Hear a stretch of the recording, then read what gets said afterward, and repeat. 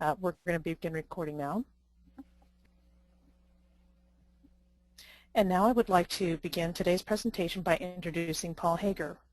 Paul Hager is a CEO of Information Technology Professionals, a technology firm specializing in the field of legal technology.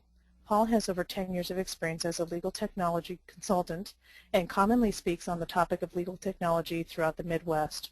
Under Paul's leadership, Information Technology Professionals has grown to be one of the largest legal technology-focused IT firms in the Midwest, serving the technology needs of over 100 law firms in the country. Thanks, Loretta. Good afternoon, everybody, and welcome to our discussion of the emergence of phone applications and online collaboration tools.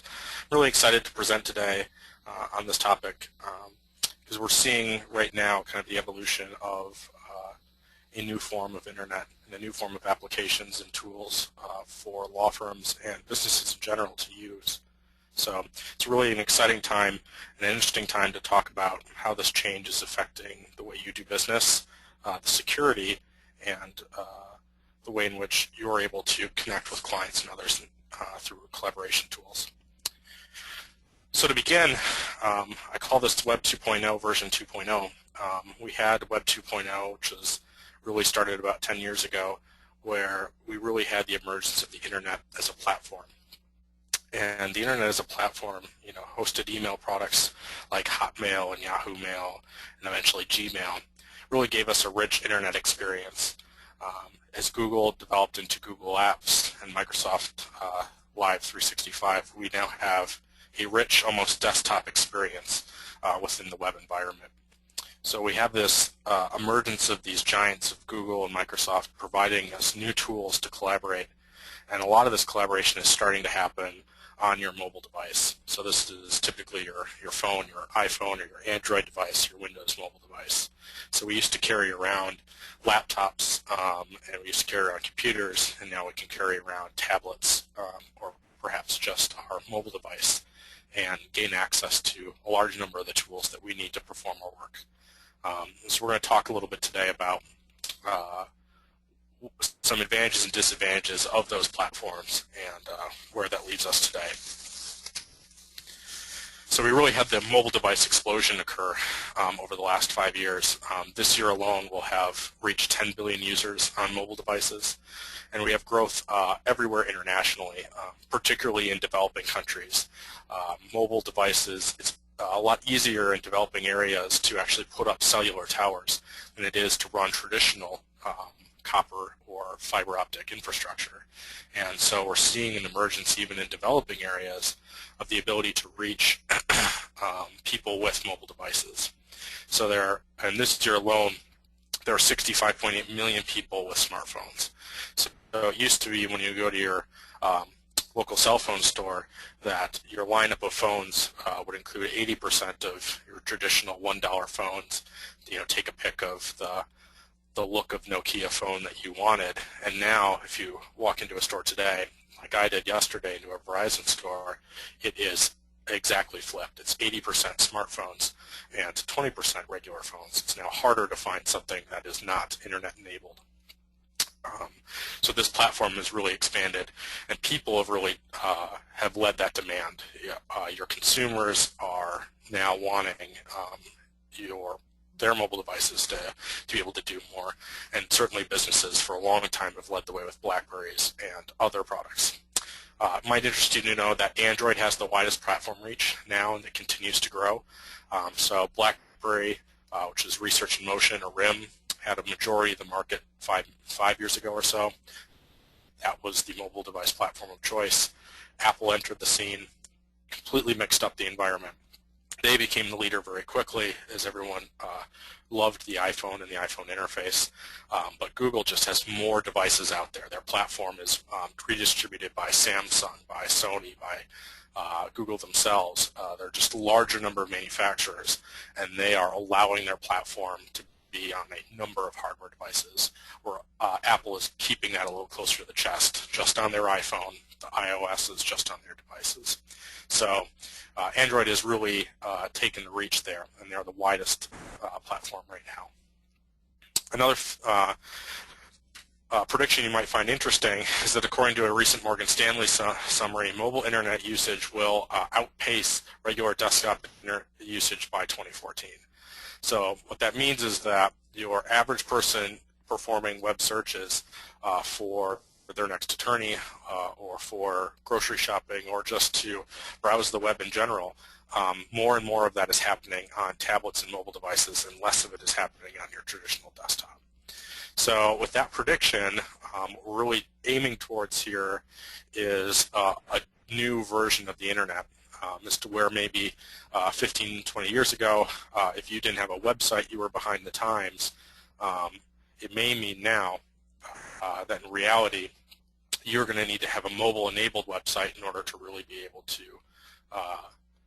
have be considered having a presence online. So why do we have this surge? Why all the new people?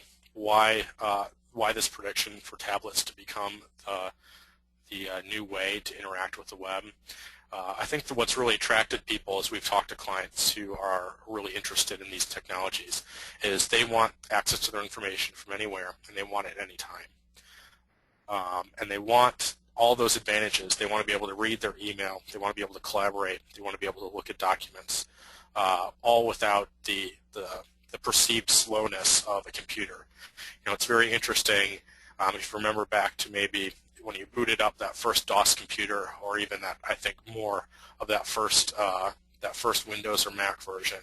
You know, you hit that big power button and you hear that reassuring whir of that computer starting up, and it was a good 10 minutes before you were presented with your desktop, just because the technology hadn't gotten that fast. And we have been so wrapped up in that boot time, ready to be access to our information, that now any lack of access to that information is perceived as slow or not enough. And now with tablets and mobile devices, that barrier has been completely destroyed for us IT companies. Your expectation is, in fact, that you will have instantaneous access at all times to your information. So, you know, one of the big advantages I hear to the tablets today is if I push the button on my iPad, it's on. I have access to all my information. There's no delay. When in fact, you know, laptops or netbooks with solid-state drives, the boot time is maybe 3 seconds, but that's too long for people now. So, really a change. So again, I talked to you about the implications for my prediction that, in fact, your mobile device is going to replace your primary browser. It's time to start considering whether your website right now today, how you're communicating with your clients is ready for that new era. So you can download from this link here a little program that kind of displays an iPad or an iPhone on your screen, and you can browse in that phone and see what your website looks like within that form factor. So I know if you browse to our website, itprosusa.com, you'll actually get presented with a different version of the website, similar to if you were to type in espn.com on your mobile device. You'll get redirected to a site that's more tailored to a mobile experience. We do that on our site. Maybe you should look into what it might take to do that for your own, or at least make sure that your website shows up. If your website is primarily based on Flash or some technology which is not widely supported on mobile devices, you may in fact not be reachable from a mobile application or mobile platform. You can even have your own app. It is not a big hurdle to have your own app within the iStore that just maybe combines all your blogs, or just you know, takes a copy of your website and makes it into a nice little app. App Maker, as well as GoMobi, which you can get with this bit.ly link through Network Solutions for $5 a month. Between $5 and $100 a month, there are a number of platforms that will just, after answering a brief questionnaire and providing the URL to your website and to your blog, will generate an app for you and place it out into one of the stores for you. So it's a really nice way to look like you are ahead of technology and you're out there for your clients. As I was researching for this presentation, I just was thinking through to myself what types of areas of law might people most be kind of just find themselves stuck in a position where they need to turn to their phone and look something up. And so I thought of traffic stops. And so I went ahead and plugged in DWI into the App Store on my iPhone, and sure enough, there's just a number of applications put together by legal directory sites and by lawyers, helping you find out what your blood alcohol level is, and then in turn they'll show you and display a group of lawyers where you can click now to call them. I thought that was an interesting and clearly there are some that are ready and preparing for this new mobile world. But again, I think more likely your users are still going to be using the traditional Google search method or whatever their preferred search engine is on their mobile device, and you're going to have to find it through there or be found within that environment. Tracking is always really important. We talk to all of our customers about not just making guesses about their online presence or about their website, but really looking at the numbers. And Google provides a product called Google Analytics. It was originally made by a company called Emergence, and they were bought out by Google a number of years ago. And it's really the most advanced in-depth tracking available today, and it's entirely free. If you just go to google.com/analytics, you can sign up with any Gmail account. You have some basic code inserted into your website, and you can start getting some really attractive and very easy to read information about who's at your site and how long they're staying, as well as what devices they are using today to access it. So I think what's been interesting to us as we look across our clients that are in our network and in our Google Analytics pages to see the rise in mobile devices being used to access their blogs and their pages and information. So it's a real affirmation of the growth that we're seeing here in this area today. We have the rise of the new tablet as well. So it's now not just this mobile device. It's not this tiny screen, but you really have a full screen and environment to really interact with pages and applications. So if you go to this YouTube video, you can watch a very amusing discussion between a teacher and another teacher using this very early Apple envisionment in the 1980s of what a tablet might look at. People sitting there on their couches looking at these tablets and having a conversation together. What seemed like futuristic or impossible technology, and now we have FaceTime and the iPad 2 with the camera built in, and that's that level of collaboration with these devices has come to fruition today. I know that we at ITP have launched a hosted phone platform, and as a part of that, we have an application where you can video and voice make calls internally and externally, all from your iPad. And so we also offer hosted desktops, which means now from an iPad you can run your desktop, make phone calls, interact with people, and have access to literally your entire desktop experience, all within that instant-on, virus-free environment that the iPad and similar devices offer. So a real change of the guard in the way that we access and interact with our data. So as we talk about these new platforms, it's important to take a step back and talk about mobile device security. It's not something a lot of people are talking about today, and I find that unfortunate. When the very first computers came out, it wasn't long before viruses followed, and mobile devices have not been immune to that. They're just not getting as much press as perhaps Conflicker or some of the other nationwide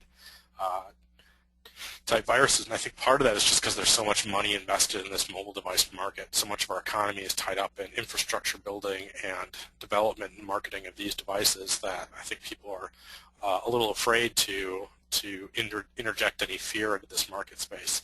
My goal today is not to scare you about device security, but to just leave you a little bit more informed about it.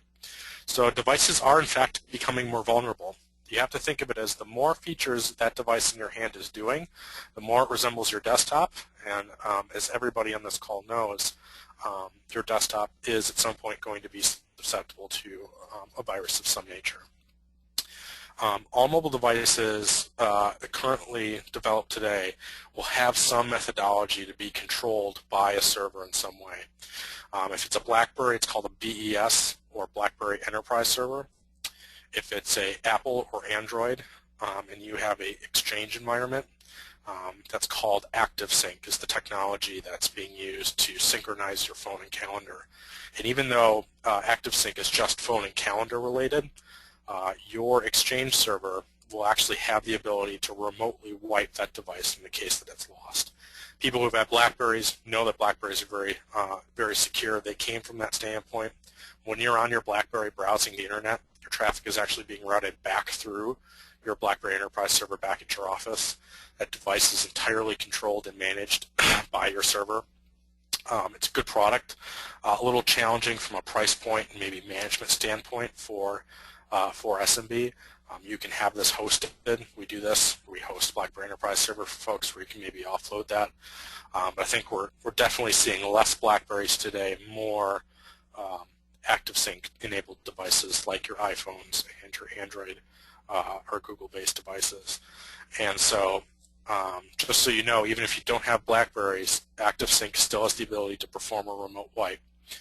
Your iPhones as well can be set up after so many bad password attempts to wipe themselves. We have had instances, I can remember one pretty recently. We got a call from a client. Attorney was in Boston, lost his BlackBerry inside the taxi. You know, it's got his email on there. His email has got client protected information on it. Yes, there's a password on it because we require all of our clients to password protect any mobile device. You wouldn't have your computer sitting on all day in your lobby with no password on it. You can't do that for your mobile devices. Have to have a policy about that. Have to apply a password. But still, according to our policy, since we had lost the device, we were going to execute a remote wipe. We went to our BlackBerry Enterprise server. We executed the remote wipe. It came back with a confirmation that the device had been cleared. And then we contacted the carrier and had the device deactivated. And we took all that information, put that into a file, a disaster file, and made note of it. Based on our policy, we didn't feel like there was any risk of any confidentiality breach. And so we followed our policy. The technologies worked involved in it. And we felt pretty safe about the process that we put in place. Most smaller offices may not even have that policy figured out. We work with all our clients in making sure that they have a policy. That policy is made aware to the entire staff about if they have a mobile device and it has access to any protected information, that they be aware that we might remotely wipe their device, that we have access to review it, and so forth. And I think the day is not long off. If you're an Android user in particular, you can go into the Android app market today and search for Symantec or Trend Micro mobile antivirus programs, and you'll find them there today. And I'll give you some examples in the next slide as to why we're talking about antivirus for your phones. So Symantec actually did a review of Google and Apple's platforms and talked to them and analyzed them for their risk for attacks. We've had about 6 major attacks on the Google Android platform and about 4 on the Apple platform. And from a security standpoint today, I would offer to you that Apple's platform is more secure as it stands today. And that's mostly because of the proprietary control that they maintain over their own product. So both of these systems attempt to protect the operating system layer. So when you have your phone, the operating system for the phone itself is entirely separated from the applications that run on it. So if you have a Mac or a Windows computer in your office right now today, your operating system and your applications are tied together. When you install an application, it's allowed to make changes to the operating system to a certain degree, install drivers, etc. If you have Windows 7, it might ask you for permission 6 or 7 times before doing it, but it will allow access. In both of these, in the iOS or Android platform, it's supposed to not allow you to make any changes to that. That's where we're having some security issues.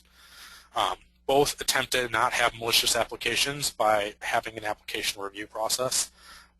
Like I'd alluded to, Apple's is much more stringent. You have to pay a developer fee. Your application will never touch the store until it's reviewed by hand by somebody within the Apple organization. And they're trying to protect themselves to make sure applications don't go out there that violate any of Apple's intellectual property or infringe on where they might be headed with the platform. that first version of the iPhone that came out, some people wrote some really fantastic applications that were rejected purely because Apple had them in the roadmap to do them themselves and didn't want the competition. Again, Apple gets to have that control. The flip side to maybe that negative view of that control is that malicious applications are not allowed in. The Google Android platform, essentially you can trick it into thinking that you are somebody else deploying the application, and a lot of the viruses that we've seen is somebody will come out with a new application, like the Google Plus application for Google social media. A foreign company immediately created a Google Plus application, tricked it into the App Store into thinking that it was a legitimate application. People downloaded the application, installed it, and it was in fact a virus. In March of 2011, we had that. That was called the Droid Dream virus, where it was faking itself as real applications. People were a bit concerned about that when that hit the public airwaves. They were much more concerned by the fact that the solution to it was Google went into all of those phones and removed the application and malicious code themselves. So it's very interesting.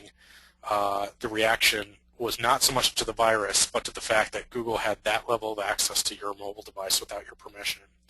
All comes down to terms of use and things that you accept without necessarily reading all of the fine lines. But Google uses this own exploit to actually, ironically, remove the very virus itself. So you can see here in some of these diagrams that there is somewhat of a difference between these platforms. The access control level layer, meaning it prompts the user. Google really relies on that. They really tell you when you install applications, if you're installing a flashlight tool and it asks to know your location, to think about to yourself, maybe you should say no to those prompts. Application provenance is the process by which these two companies go through and review it. Google does not do a thorough review of applications. If you went to App Maker today, wanted to create your app and submit it to the Android store, you could have your website in the Android marketplace by the end of the day today. For Apple, there's no way. You're looking at a 3 to 4 week process at minimum. Apple uses a stronger layer of encryption. The applications themselves must go through an encryption process. Google does not necessarily require that. From an isolation standpoint, how much is the application isolated from the operating system? Apple allows a little bit more of the applications to integrate than Google, which definitely keeps the layers very separate. But that also means that that Google is relying more on those applications, can do more on their own without interaction, and that's where they're running into some issues. Along with Android's March of 2011 Droid Dream, around that same time it became aware that your Apple iPhone is actually logging your GPS position as you walk around all day, every day. And when you go to sync your iPhone back in iTunes to your computer, it's downloading that information to your computer. It's not going anywhere. Apple says they're not accessing it. It's there for applications that need GPS information. It's just a byproduct of the operating system is what they say. But there are a number of people who, once they became aware of that tracking information, started to feel uneasy about obviously carrying something that might be, deemed just a walking homing beacon. People had fears about the ability for law enforcement to be able to subpoena that information to find out if you really were in a certain place in time, just because you had your mobile device on.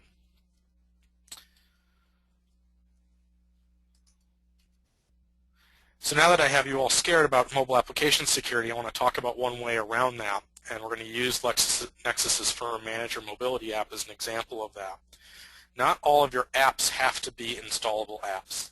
So you can have a mobile-enabled website that has all the features of an application on your mobile device. You can favorite it right onto your icon on your iPhone, and it looks like an application. It's got a one-touch launch to it like an application, but instead of being installed, it remains in the hosted web platform.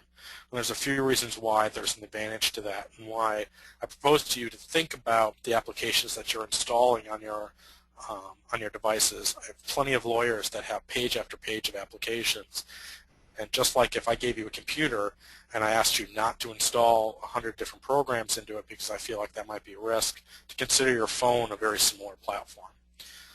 So the LexisNexis Firm Manager mobility app for their Firm Manager web-based firm management platform is entirely web-based. So it's not device-specific. You can access it on your iPhone or your Android. And a device-specific application will require a separate application for both of those platforms.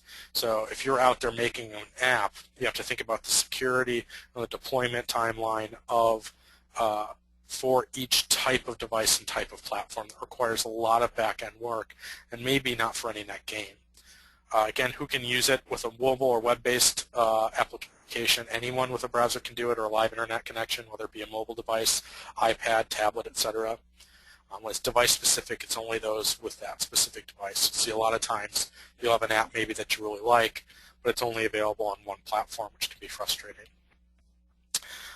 Installation, again, there are still installation problems with mobile apps.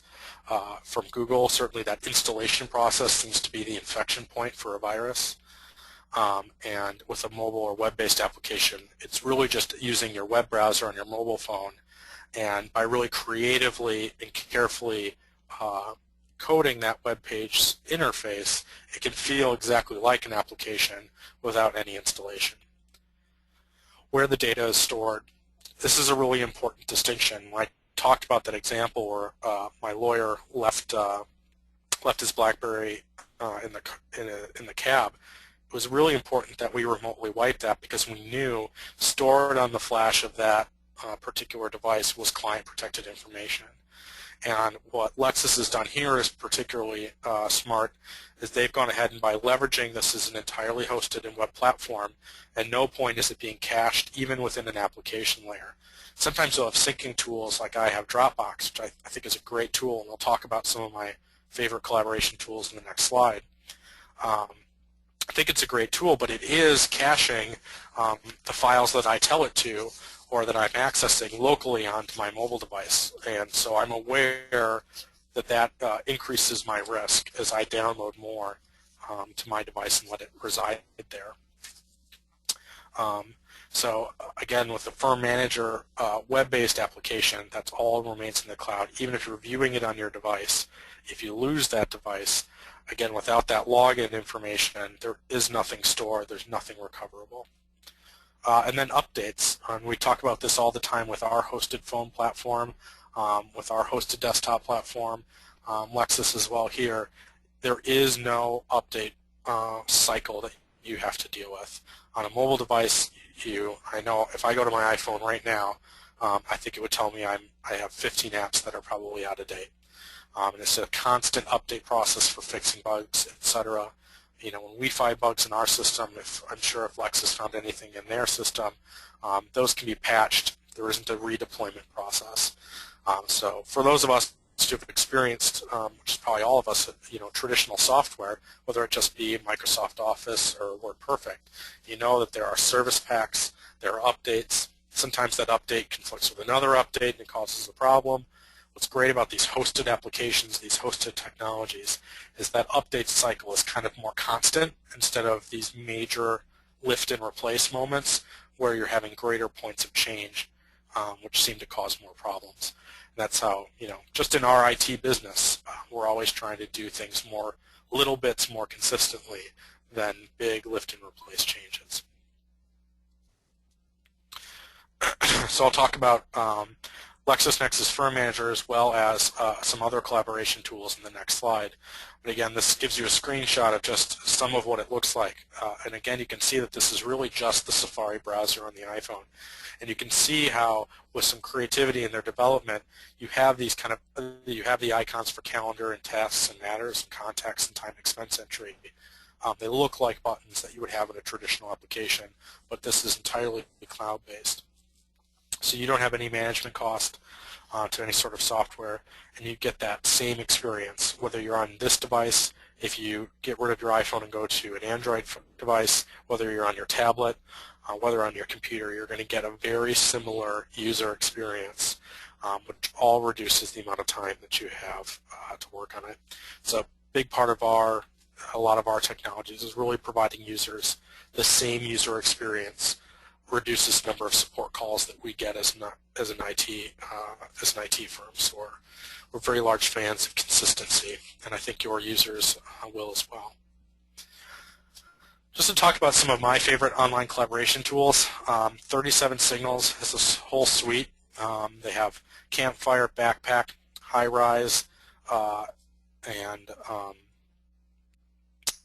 a number of collaboration tools to give you access to chatting as a group, to contact management, but they're all individual little silos. They're all individual applications, and while I've used a number of them, they weren't fully integrated, so we needed to get our business line application, and for IT, there's a number of vendors that are all hosted, very similar to Lexus's product, and that we use to run our business.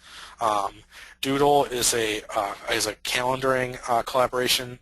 So if you have 4 people that you need to pick a date and a time that works for you, somebody will post a Doodle calendar of when their availability is, and everybody else can pick the date, and it'll find the best match for everybody. You have Glyphy. That lets you produce maps and image-based tools, and you can collaborate around them. MindMeister allows you to do mind mapping in a collaborative way online. And then Dropbox, definitely one of my favorite applications, where you can store data in the cloud and access it from my mobile devices, any of my desktops, or the web, which is really fantastic. And then Microsoft Exchange, not to leave Microsoft out of the discussion entirely, they do have a good collaboration platform in Exchange. If you're a smaller firm on this call today, maybe you don't have the infrastructure to have an on-premise Exchange server to really be able to leverage all the features of Outlook. It's really become very cost-effective for small and large organizations to be using hosted Exchange. The latest version of Microsoft's Exchange Server was really meant to exist in the cloud or on-premise or a combination. And so our firm does a lot of that. It's actually our fastest growing area of our business right now is hosted Microsoft Exchange.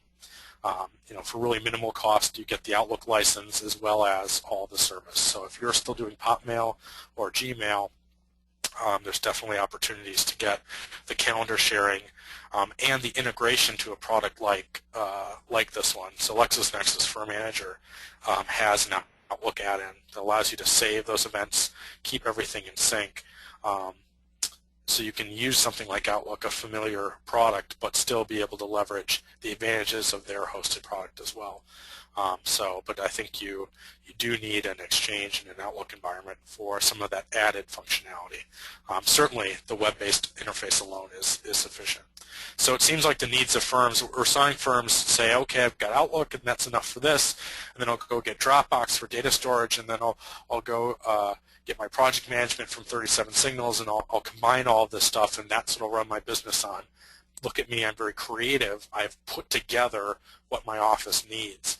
And really, I don't think you need to do that. I think Lexis has put together something that is really combines all of that, which I'll show you some of their screenshots in the next few slides. But again, I think the needs of firms that we hear are shared calendaring, being able to assign tasks to people and know when they're done, and be able to share calendars and documents with other attorneys or with your clients. And we really saw Dropbox be used a lot for that. And then we kind of came to a security concern point with Dropbox. Not that Dropbox is not secure, but you start to really get into the terms of service of some of these services. If you're using any collaboration tools or anything online, find those terms of service and read through them. A lot of these may even exclude business use because they don't guarantee the confidentiality on their cloud. With Dropbox, it wasn't a major announcement. All they said is that they updated the terms of service to indicate that if a subpoena came from a governing body for the data in your Dropbox, they may have to unencrypt it and produce it for somebody. And again, that's going to be a requirement for anybody operating in the United States having servers, is the ability to comply with state and local law and federal law. But it was merely them making that statement, reminding people that their data is not necessarily private when it goes into a public cloud. So it makes you think about the security around that. And so now that I've kind of explained, again, where you might have concerns about that, using Lexis as the example here about what they've done to kind of alleviate those concerns. Just because it's hosted does not mean it's less secure. It just means what you need to know to evaluate the security of that product changes. We've done a lot of RFP management, a lot of vendor vetting for our clients to find and get answers to some technical questions about the environment itself. And Lexis, I actually requested them to put this together for the presentation, kind of put together what their statement is about it. So using it as an example, Lexis Firm Manager is entirely web-based. It's specifically for the smaller market of attorneys. It is actually fully hosted at LexisNexis data centers. So they're not using any shared public cloud resources. They're not using Amazon's cloud or anything like that. This is entirely within Lexis's control, which is an important factor when talking about a wholly hosted application. They provide a 99.9% uptime guarantee, and they encrypt all the traffic between your system and the application itself. So that's using that SSL encryption, that bank-grade HTTPS type protocol. So if everybody here is probably doing online banking, if you have that level of comfort, I know in our systems that we've built, and certainly here in Lexis's, we're making the investment in the security of those certificates in that platform. Third-party auditing, penetration testing is important. Lexis has gone ahead and tested it with third-party for potential security concerns, and they maintain privacy certifications from TrustWave, SysTrust, and TrustE. Those are products that, in order to comply with them, they actually have hardware in the data center that actually is constantly testing the environment to ensure there aren't any major holes. It's HIPAA, high-tech reviewed and certified, and there's 24/7 monitoring the environment against intrusion or compromise. So again, it's all the commitment to having all your data located in Lexis controlled environment that meets that. So and in addition to that, Google and Facebook has started to make these claims, but not as clearly as what Lexis is doing for you, is to let you know that your data is not going to be held hostage and you can export the data from the environment whenever you want to. So this just gives an example, Lexis is here with us today, but it gives you an example of reasons why maybe not having that installed application and maybe offloading to this type of security level and having gone through and asked these kind of questions of your hosted provider are really important. So I'd said, we needed all these features in order to do collaboration and kind of our modern law office, Lexis's Firm Manager product really has kind of addressed each of those concerns. So you can see here some screenshots from the Firm Manager application, and this is kind of launched from a full web browser type environment. You can see you have access to your calendar, kind of somewhat similar to what you would experience in Microsoft Outlook, but all the sharing and collaboration is already turned on. Outlook is pretty good at shared calendaring, but you have to do that inviting process for everybody to see your calendars and whatnot. Here it's all built in. You can just check whose calendar you want to see. You can see what they're doing. You can schedule very easily for people because you can see all of their calendars side by side. In addition to that, when you're looking at a practice management product versus just taking something that's been made for the general business population, we have some more context to it. These won't just be appointments, they will be appointments with Bob Smith, the client in the matter. And when we click on Bob Smith's client in the matter, we get all that contextual information about them. We hear all the time from our solo and small firms, I can just manage this on my own with Excel spreadsheets and with Outlook. And you might be able to do that, but there really is great power in having an integrated product and having all that information always in context, so that you can say, if you were in Outlook right now and you were putting in your case appointments in there, what if the court came back to you and said, show me all the meetings you had with so-and-so person? It's an entirely manual process as to where when you have an integrated platform, you have shared calendaring done within that, you're going to be able to produce that information much faster.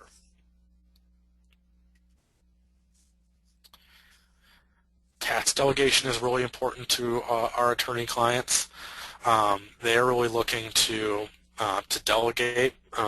Attorneys have to remain focused on billable hours, billable work only, and so there's a lot of important delegation that goes on there.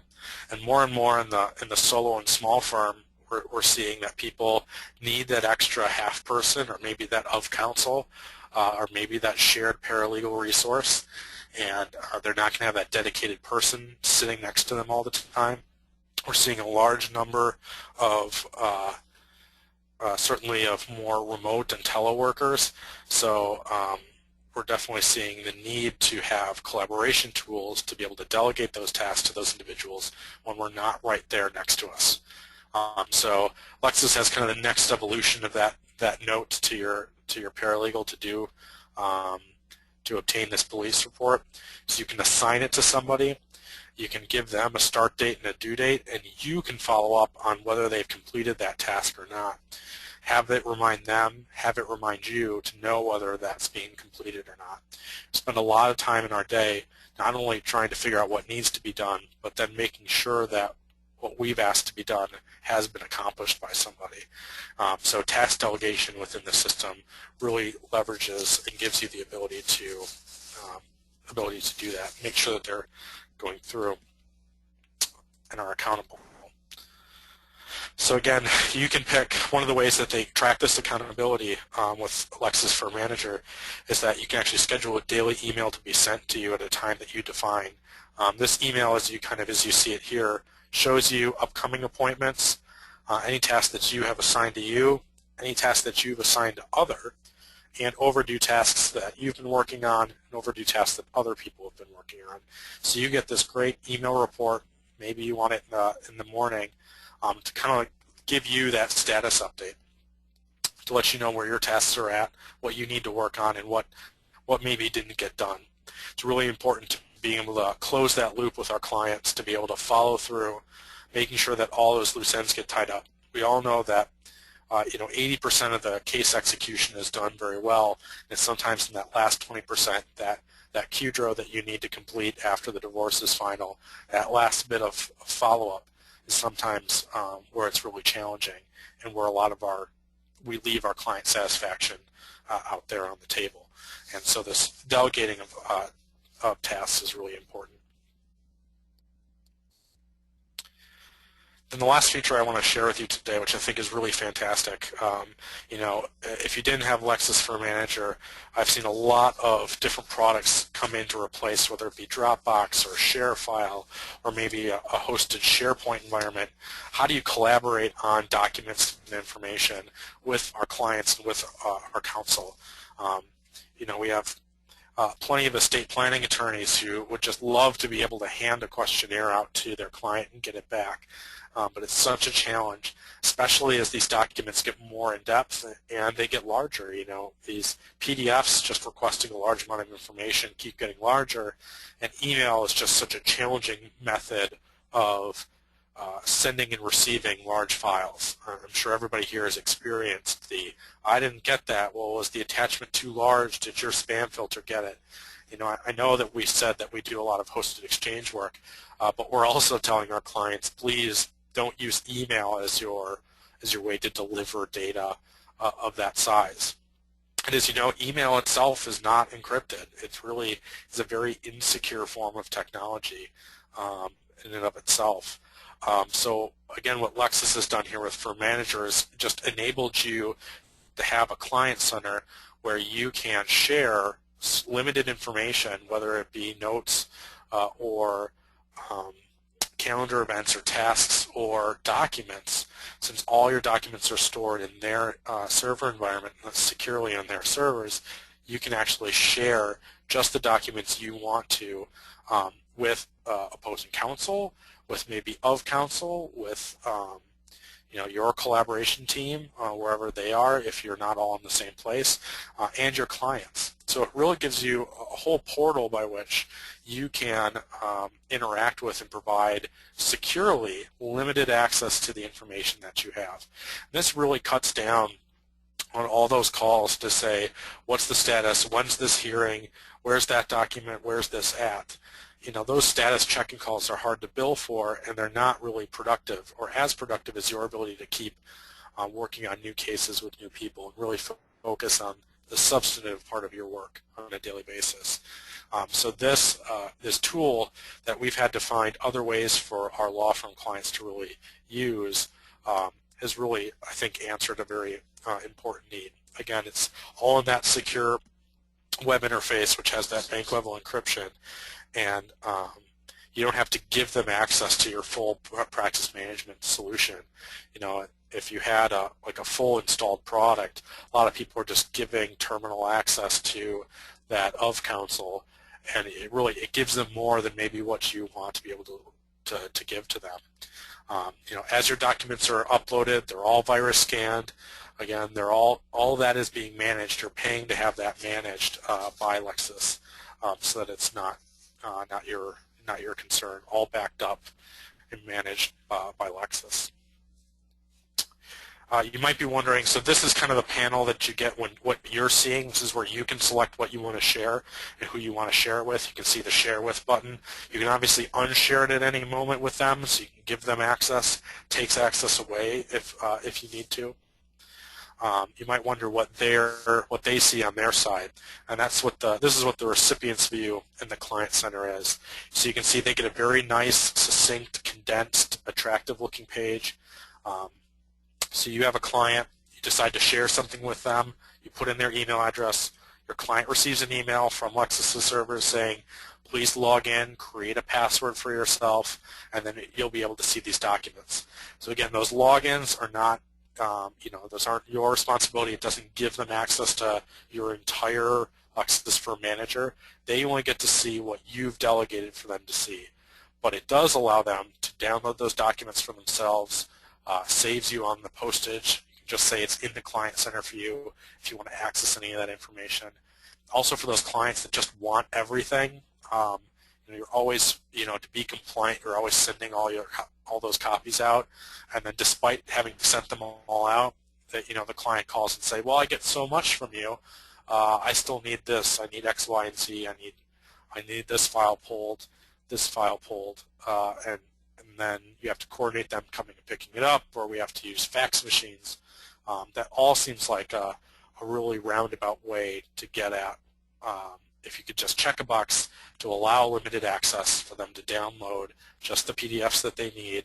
They can go ahead and have access to just what they're supposed to have access to. And then they can give you stuff in response. So if you need them to give you those bank statements, if you need them to give you those PDFs of their retirement accounts or their taxes, those are large files. How do you get them? Do you use the mail, FedEx? How do you get all that information? This can become a really fantastic way to share with them securely. And it's very simple for them to be able to accomplish all on their own. So that's kind of our presentation today. For more information about any of the topics we have here, certainly you can talk to Lexis about their firm management product. ITP is always online at our blog.itprosusa.com, and you can reach out to us, myself or Joe, if you have any further questions. With that, I'll hand it back over to you, Loretta.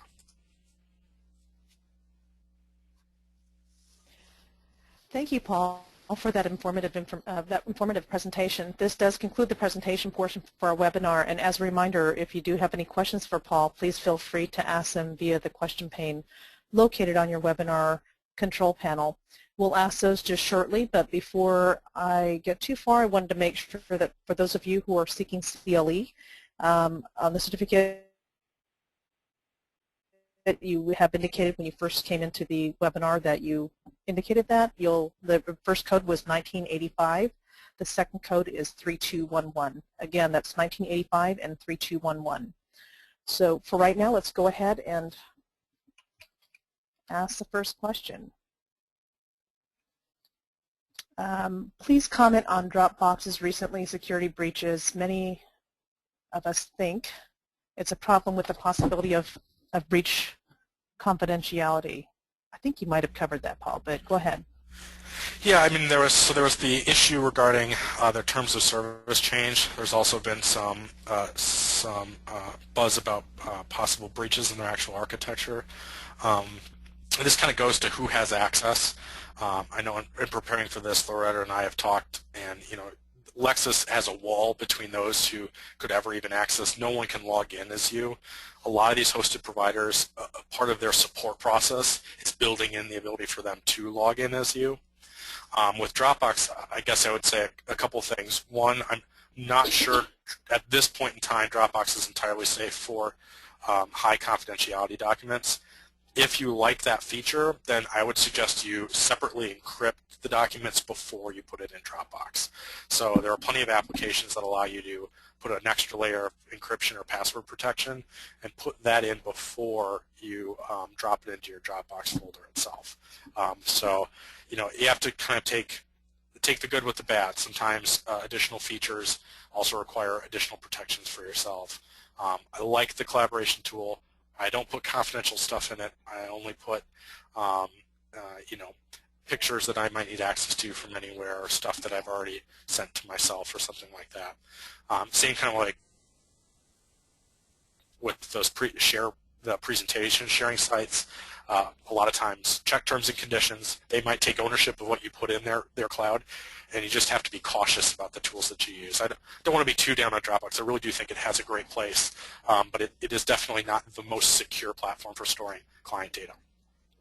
Great, and there's a number of questions here in regards to Firm Manager, so I'll go ahead and push those out there, and then if if you're unable to answer those, I certainly will, because I have that information. It's asking if there's any storage limits on Firm Manager. That was one of the questions. There's unlimited storage currently on Firm Manager. Those are on the LexisNexis data centers, and they're currently using. Of course, if there would probably some alarm would go off if someone's trying to upload a petabyte of data at that point in time. But at this point in time, there is no storage limits on that. And then, Paul, I'm not sure if you know this. This is saying, is LexisNexis Firm Manager on your iPhone linked with the Microsoft Exchange server on your desktop, or is it a separate program to manage altogether? Does it automatically link? So that's where I think you were discussing a little bit more about the whole web app. It's just a way that you access, like if you're to go to your browser and just plug in a URL, you go directly to your login to Firm Manager via the web and put in your authentication, which is your password, your login and password, and you are accessing your information. It's been specifically designed so that you can see it on your various different devices, whether it's an iPad, iPhone, Droid, or any other kind of mobile Windows device. It's been, we've completely had them designed so that you're not like trying to look at a tiny little web browser like if you were on your computer. It actually resizes it so that you can actually access it, similar to what Paul showed you on the screen there. Let me see here. There's a couple of other questions here, Paul. Make sure. Are you aware of any software that will sync a Palm Pilot with Outlook or Google? I have an old Palm that has a calendar and contact information. I'd like to sync with them. I'm not sure if that's really relevant to this one here, unless you know of something, Paul, that you might be able to answer. Palm, most of these devices come with a desktop. Palm is no different. They have I forget what it's called. It's had a lot of names, some form of Palm desktop that if you have Outlook installed, the two will sync together. But again, I think the goal of this presentation is to point out that syncing is maybe not the best goal. It's actually a lot easier to just have it be in a place that you can always reach from it. Where there is synchronization, there is opportunities for errors, duplications, etc. So I really want to reiterate one of the things that I think Lexis has done well is to not require that syncing layer, but to have direct access. Okay. And that might answer this next one as well. It says he's a solo practitioner, he has a laptop and no BlackBerry, no enterprise server, so I sync my BlackBerry to my laptop with a USB wire. If I use Firm Manager, how would my BlackBerry be synced? Yeah, again, same thing, just like you had talked about, Loretta, is that you're just going to be able to use that on the BlackBerry browser. How did you guys, was BlackBerry one of the devices you tested this with as well? Yes, it is. Okay, so again, I think that their interface, again, you'll be able to see that information. You can continue to do the hard sync that you want to do today. There certainly are options for over-the-air sync for solo practitioners now, but I think, again, the goal here is that's really more for email.